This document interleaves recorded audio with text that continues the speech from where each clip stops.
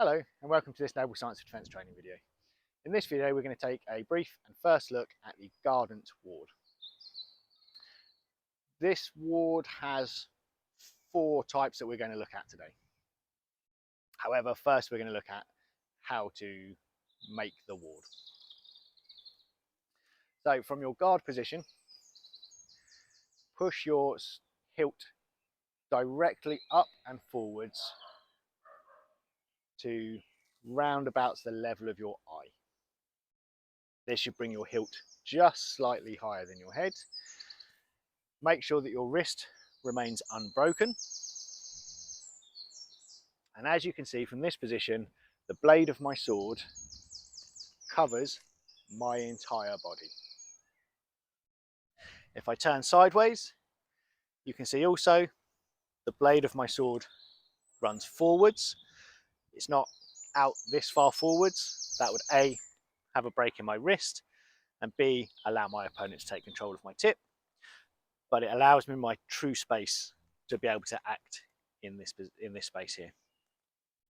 My offhand in this position will cover the space, the true space that I have here. So if I'm forwards, it is not over here, it is behind my blade, but ready to cover the gap here.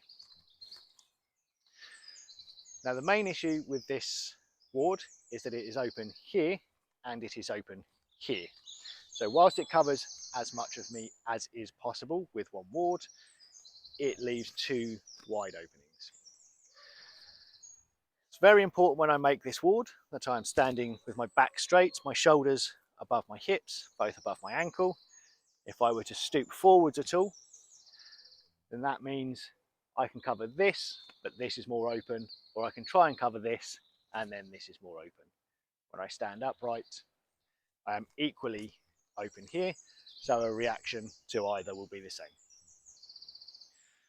Okay, so let's have a look at some of the ways in which we use this ward.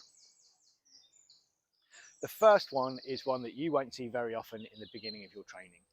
The beginning of your training is very much for the variable fight, in which I tend to have my forehand guard and use my forehand wards.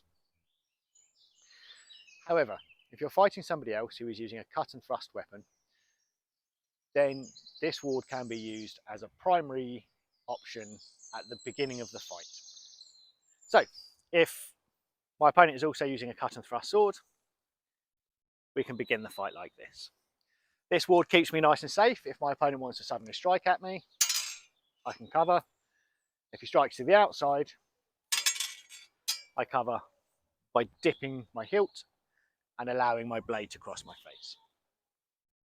If he wishes to strike underneath, and again, he's unlikely to strike the right side of my head, he's unlikely to strike the left side of my body. These are already covered. So both of these openings are very easily covered.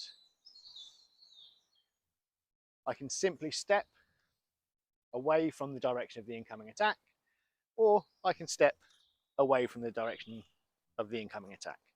And in both of these options, the target is removed and the blade is placed in the way instead. If my opponent is fighting in a low hilt ward, then I can also use my Guardant Ward.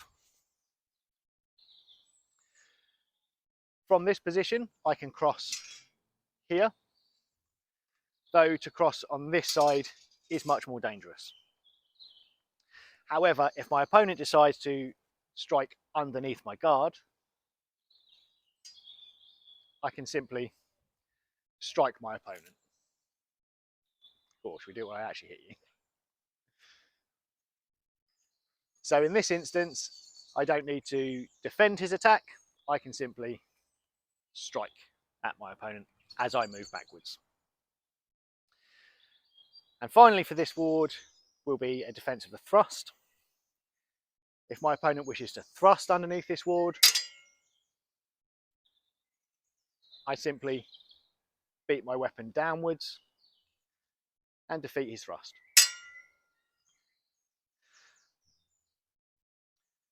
So this ward tends to come when you are learning the Guardant fight, which is a little bit later in your training. However, Where you will see this ward used is as your variable fight training progresses through engagement into your Guardant fight training. So our Guardant fight incorporates many, many uses of this ward, not just a ward standing here, but I actually use this to respond to pressure that is given when my opponent tries to take control of my weapon. The first two of these are if my blade is pushed from the outside in or from the inside out. In this instance, it's very important that I respond to a pressure that is pressed on the weak of my sword. If my opponent presses on the strong of my sword, I do something else. When they press on the weak of my sword, they're going to move my sword across my center line. This is when I will use my Guardant. So to demonstrate, both myself and my opponent are in a guard, a low hilt guard.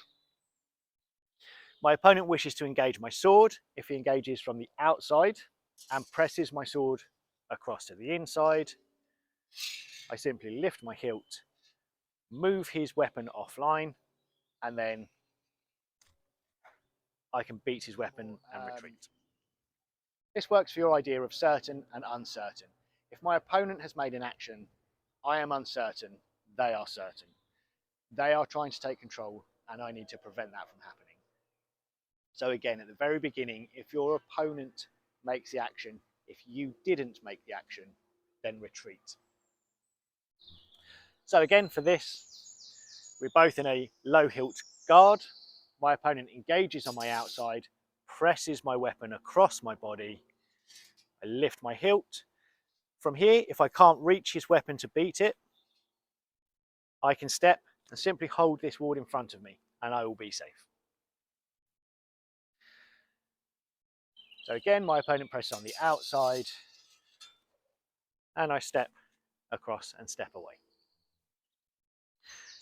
And just because it's fun on my outside, I can also, as he takes his engagement, presses my weapon aside, I can step and make a back edge cut to my opponent as I retreat.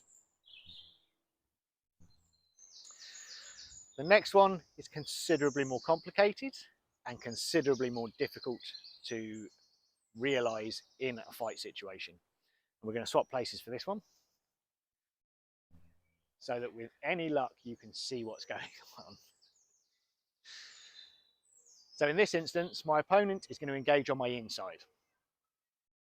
He's going to engage on my inside and he's going to press my weapon across to the outside of my body, and he's pressing on the weak of my blade. So he engaged on the inside and he presses outwards. Now here, the temptation is always to do this. This is a broadsword technique, and in broadsword, it's magnificent. However, this is not a broadsword. If, and I'll engage you for a moment, if I engage my opponent on the inside, I press their weapon across and he simply lifts his hilt up, his position is not strong enough to prevent me closing. I'm already on his weak, so I already have the leverage advantage, and this position is going to be in a broken, his wrist is going to be broken, and with these weapons and these quillons, which your broadsword doesn't have, you cannot hold in the strongest position. As I try to make this, my quillon blocks into my wrist, so I would have to turn, and this is a weaker position. With broadsword, I would have the edge of my blade facing outward, and this is then much, much stronger. So these weapons will not allow that position. So instead, my opponent engaged on the inside, he presses my weapon across my body. I must step with this, very important. I step across to my inside and make my Guardant. I point my body towards my opponent's weapon, and then I step away. So again, my opponent engages my inside, presses my weapon across my body. I step, make my Guardant, and step away. This one requires a lot of practice, but we will see this as we go through our training and we do the 8 pressures drill. So these are the first 2 pressures of the 8 pressure drill. I'll get you. I press my opponent's weak across from outside to in, or I press his weak from inside to out. The final way that we use the Guardant is what we call a hooking Guardant. I can either make this actively or I can make it as a response to my opponent's pressure. We'll not go into the pressure for a moment, we'll just have a quick look at how to use the hooking Guardant. So again, we are both in a ward that has a low hilt. I engage my opponent on the inside. I don't push his sword too far away, otherwise he will make his Guardant and then I'm going to be doing something other than what I wanted. So I gently engage his inside, press my weapon up long until I get beyond my pivot point, and then drop my sword over the top.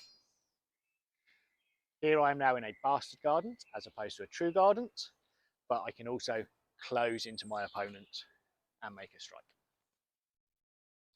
So I engage, extend, roll, and press.